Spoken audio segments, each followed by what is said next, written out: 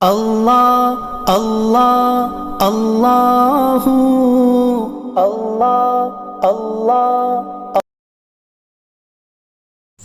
بسم اللہ الرحمن الرحیم الحمد للہ رب العالمین والصلاة والسلام علی سید المرسلین وخاتم النبیین محمد وآلہ واصحابہ اجمعین اما بعد فاعوذ باللہ من الشیطان الرجیم إذ يغشيكم النعاس أمنة منه وينزل عليكم من السماء ماء ليطهركم به ويذهب عنكم رجز الشيطان وليربط على قلوبكم ويثبت به الأقدام صدق اللہ العظیم۔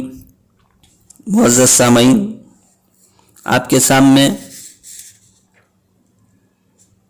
بدر کون سی تاریخ میں پیش ہوا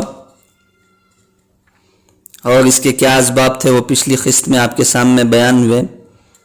اب اس قسط میں مسلمانوں کی تعداد اور کفار مکہ کی تعداد اور اس میں پیش آمدہ اہم واقعات آپ کے سامنے بیان کیے جائیں گے انشاءاللہ۔ مسلمانوں کی تعداد بالکل کم تھی، 300 سے کچھ زائد تھے۔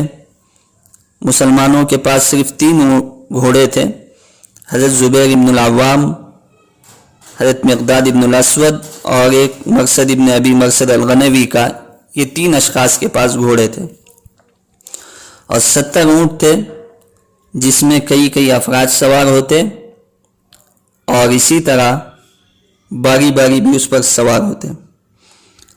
آپ علیہ السلام نے پیر کے دن رمضان شریف کی 8 تاریخ کو مدینے سے روانگی کی۔ مسجد نبوی میں امامت کے لیے ابن ام مکتوم کو امام بنایا اور ابو لبابہ ابن المنذر کو مدینے کا حاکم بنایا۔ جناب محمد رسول اللہ صلی اللہ علیہ وسلم نے اپنے مخبروں اور انٹیلیجنسیوں کو بھی بھیجا تھا، جس میں بسبس ابن عمر الجوہنی اور عدی ابن ابی الزغبا تھے، اور قریش کی طرف سے بھی مخبر لگے ہوئے تھے۔ ابو سفیان جب معائنے کے لیے وہاں پر پہنچا مقام بدر پر، تو اس کو وہاں پر گھوڑوں کی پڑی لید ملی۔ اس نے لید میں تلاش کیا تو کھجور کی گٹلیاں اور اس کی چھال ملی، تو سمجھ گیا کہ یہاں مدینے کے مخبر آئے ہیں۔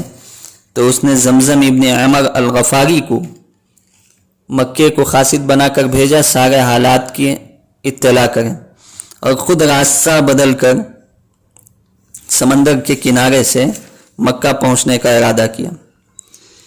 جب ابو سفیان اطمینان ہو گیا اس کے مال کا، تو اس نے خط لکھا مکے والوں کو، اب آپ واپس ہو جاؤ، ہم ہر طرح سے محفوظ ہیں، سلامت ہیں۔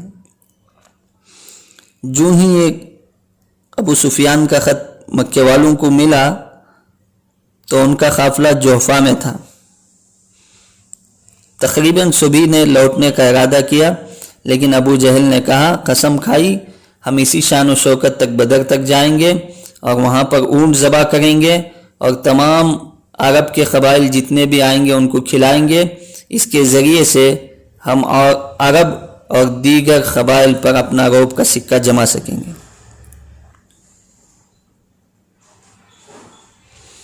اسی طرح دیگر لوگوں نے بھی واپسی کا مشورہ دیا، لیکن وہ کارگر ثابت نہیں ہوا۔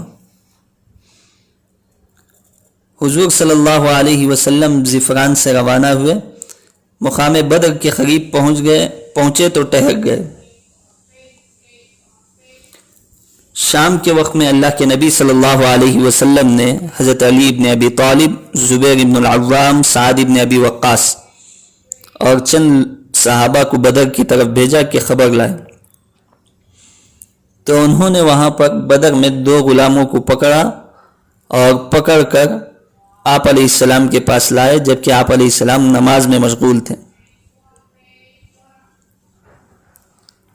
صحابہ کی یہ تمنا تھی کہ ابو سفیان کا قافلہ ملے، تو اس وجہ سے انہوں نے غلاموں سے دریافت کیا، تو غلاموں نے جب جواب نہیں دیا تو انہوں نے ان کو مارا۔ تو غلاموں نے ڈر سے کہہ دیا ہم ابو سفیان کے ساتھ ہیں، حالانکہ یہ قریش مکہ کے قافلے کے غلام تھے۔ صحابہ نے جب ان کو چھوڑا، اللہ کے نبی صلی اللہ علیہ وسلم نماز سے فارغ ہوئے تو حضور صلی اللہ علیہ وسلم نے فرمایا یہ سچ کہہ رہے ہیں، ان کو چھوڑ دو۔ پھر آپ علیہ السلام نے ان سے قریش مکہ کی تعداد پوچھی، انہوں نے کہا اس کا تو ہم کو علم نہیں ہے۔ تو پھر آپ نے معلوم کیا کتنے اونٹ روزانہ ذبح ہوتے ہیں، تو انہوں نے کہا 9 سے 10۔ تو آپ علیہ السلام نے لشکر کا اندازہ لگایا کہ 900 سے 1000 کا ہے۔ پھر آپ نے پوچھا شرفائے مکہ میں سے کون کون ہیں، قریش کے سرداروں میں سے کون کون ہیں؟